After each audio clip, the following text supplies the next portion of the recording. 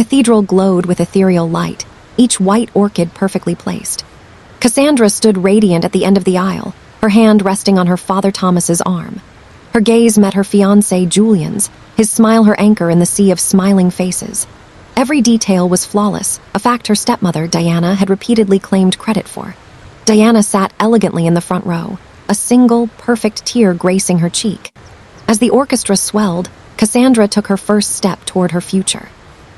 Then, the massive screen behind the altar flickered.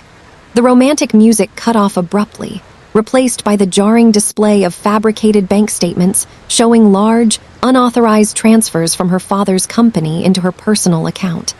A collective, horrified gasp sucked the air from the room. Cassandra's perfect world shattered in an instant. Chaos erupted. Chairs scraped violently against marble. Dozens of phones rose, capturing her utter humiliation. Julian's face, once full of adoration, morphed into a mask of confusion and betrayal. He stared at her, his eyes asking a question her paralyzed tongue couldn't answer, before he turned and pushed his way through the stunned crowd. Cassandra stood frozen, her exquisite gown now feeling like a shroud. Then Diana was there, sweeping her into a dramatic, suffocating embrace. "My poor, troubled girl," she announced for all to hear. Then her voice dropped to a venomous whisper only Cassandra could hear. "I always knew you were a thief. Now your father sees it too." The words, laced with triumphant malice, eviscerated what remained of Cassandra's composure. The days that followed were a monochrome blur of despair. Cassandra retreated to her childhood room, a ghost haunting her father's mansion. Thomas, his heart broken and his business reputation stained, could barely look at her. "How could you do this, Cassandra?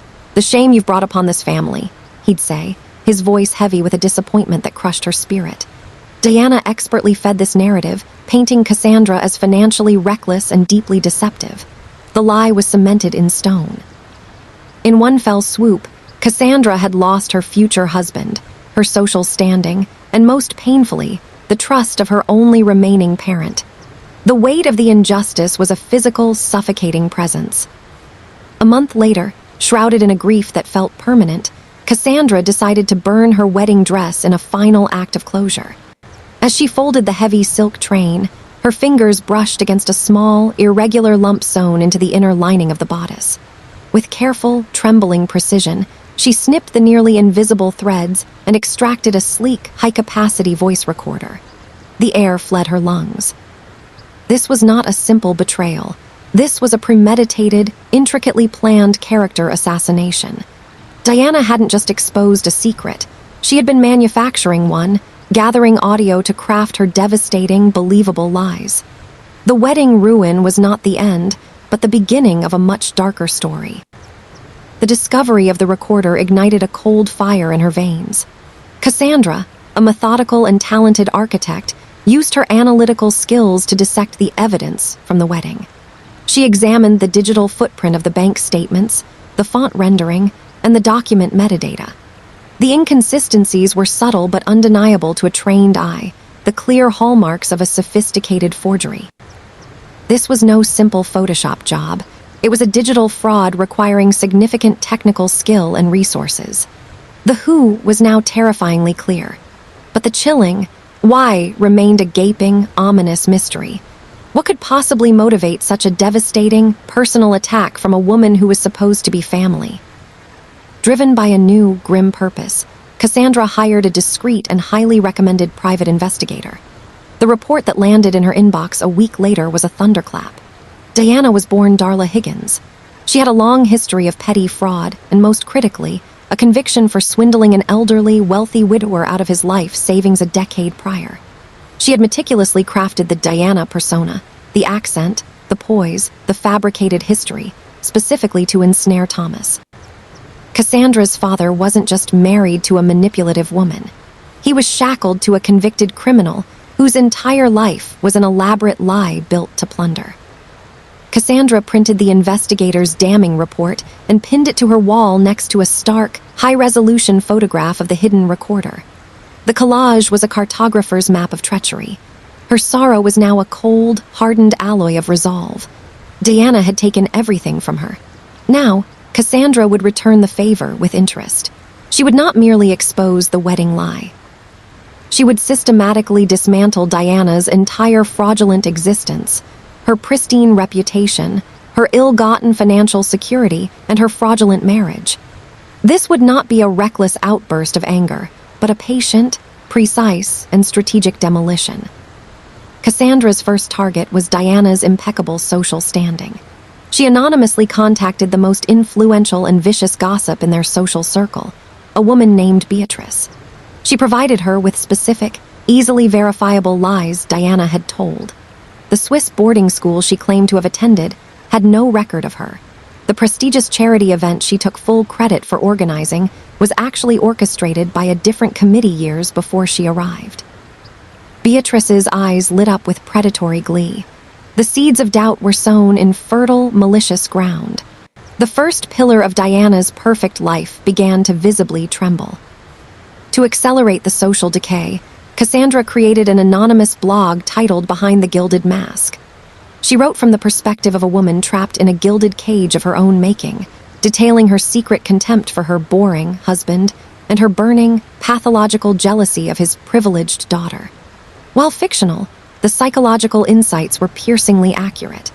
The blog quickly gained a cult following within their elite community. At the next symphony gala, Cassandra watched from across the room with immense satisfaction as Diana was met with frozen smiles, averted eyes, and hushed, pointed whispers that trailed her like a shadow. Pillar 2 of the plan was financial ruin. Cassandra discovered Diana had leveraged her social clout to become the treasurer of the Heritage Arts Foundation. Remembering the fraud conviction, Cassandra knew the pattern was inevitable. She anonymously emailed the foundation's most prominent corporate donor, expressing concerns and subtly suggesting a discreet internal audit to ensure the integrity of their generous philanthropic investment. The trap was perfectly baited and set. She knew a leopard couldn't change its spots. Diana would have undoubtedly dipped into the foundation's funds. It was only a matter of time before the snare snapped shut. Cassandra needed irrefutable, scientific proof of the wedding sabotage to present to her father. She reached out to a former university classmate, now a renowned expert in digital forensics. She provided him with the wedding evidence and a wealth of genuine financial documents and personal photos for comparison. Her colleague was horrified by the story, but agreed to help. For several weeks, they worked in secret, building a comprehensive, technically dense report that would prove, beyond any legal or personal doubt, that the bank statements were malicious, sophisticated forgeries. This document was the keystone to her personal vindication. The board of the Heritage Arts Foundation, prompted by the corporate donors' concerns, initiated an unannounced forensic audit. The results were swift and damning. Over $200,000 was missing, funneled through a shell company for fictitious consulting services. The shell company's registration documents were traced back to an alias definitively linked to Darla Higgins. The police were summoned. Cassandra watched from a quiet cafe across the street as 2 uniformed officers arrived at her father's mansion.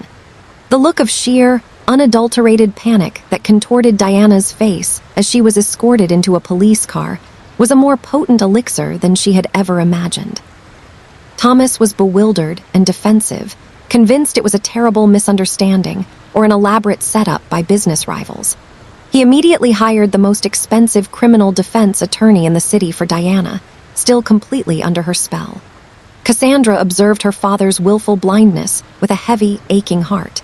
She knew the embezzlement charge was merely the opening act of this final drama. She needed to prepare for the climactic scene. She collected the finalized, notarized forensic report. The evidence was no longer just digital. It was a physical, formidable weapon. The moment of absolute truth was finally at hand. Cassandra requested a private, urgent meeting with her father at his corporate office, a neutral, professional space where emotions could be held at bay. Thomas arrived, looking strained and exhausted. "Cassandra, if this is about the foundation's money, I'm sure Diana's lawyer will clear this up. There's obviously been a mistake," he began, his voice weary. Cassandra said nothing. She simply laid the documents on his polished mahogany desk, one by one, with deliberate slowness. The investigator's report on Darla Higgins, the photo of the recorder sewn into her wedding dress, and finally, the damning forensic analysis proving the wedding evidence was a complete fabrication. Thomas's hands trembled visibly as he picked up the forensic report. His eyes, initially skeptical, scanned the executive summary, then widened as they moved to the technical conclusion, stated in plain English, "Documents determined to be digitally fabricated." He then looked at the stark, close-up photograph of the voice recorder hidden in the lace and silk of his daughter's wedding gown. The sheer, calculated cruelty of the act finally, irrevocably, shattered his denial. He saw the years of manipulation, the criminal past, the deliberate destruction of his daughter's happiness. His face collapsed into his hands, his shoulders shaking with the weight of his catastrophic failure. "My God, what has she done? What have I allowed into our lives?" Armed with the truth and a righteous, burning fury, Thomas confronted Diana at home after she posted bail. Cassandra waited outside the closed door of his study, her body tense. She heard her father's voice, low and thunderous, a stark contrast to his usual calm demeanor. Then came Diana's voice, first pleading and tearful, then escalating to shrill, venomous shrieks. "She's lying. That pathetic little girl is framing me." The elegant, polished facade shattered completely, revealing the vicious, cornered con artist beneath. "Thomas's roar of 'Get out of my house, you monster!' echoed through the mansion, the most cathartic sound Cassandra had ever heard. With Thomas's full and unwavering support, Cassandra arranged to meet Julian at the Botanical Gardens, a place they had both loved. She handed him the forensic report without a word.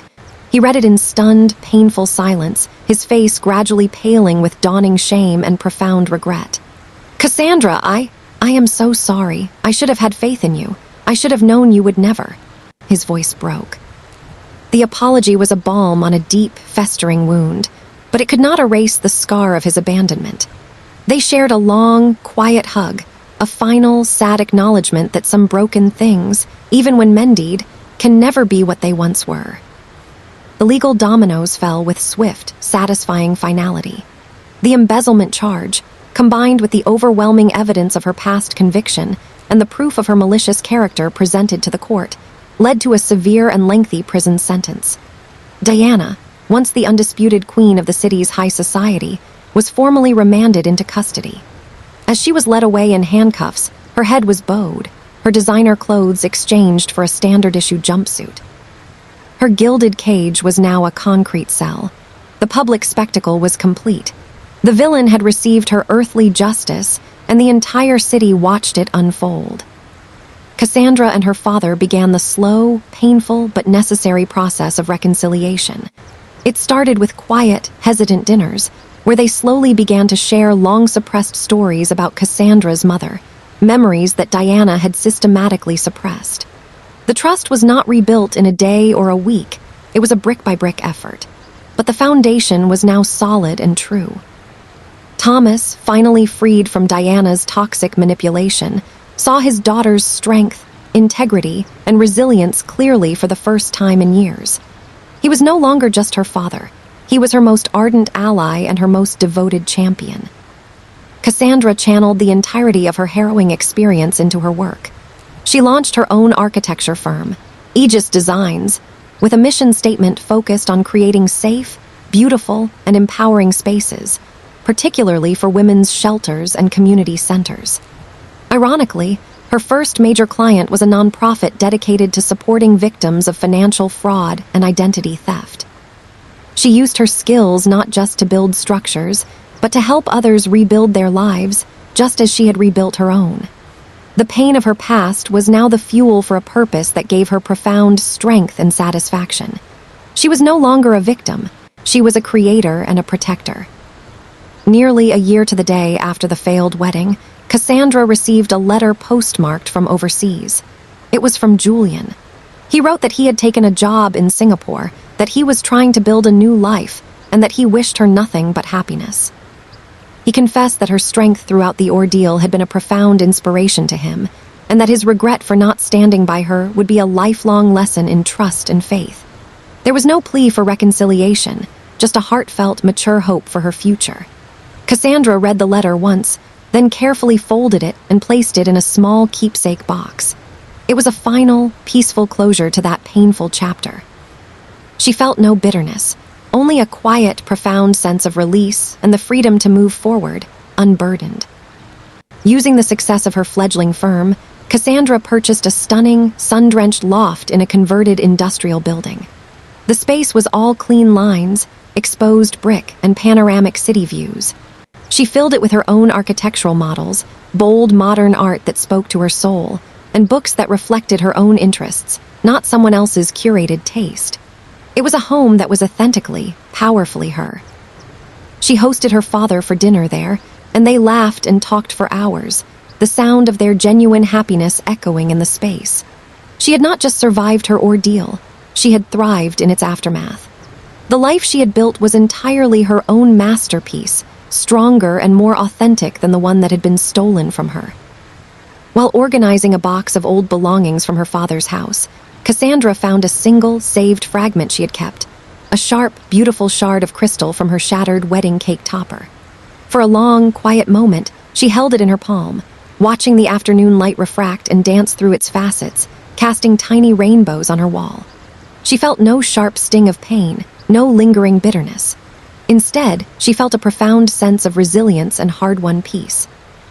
It was no longer a symbol of a broken dream, but a trophy, a tangible reminder that she had walked through the fire of betrayal and emerged not as ash, but as tempered steel.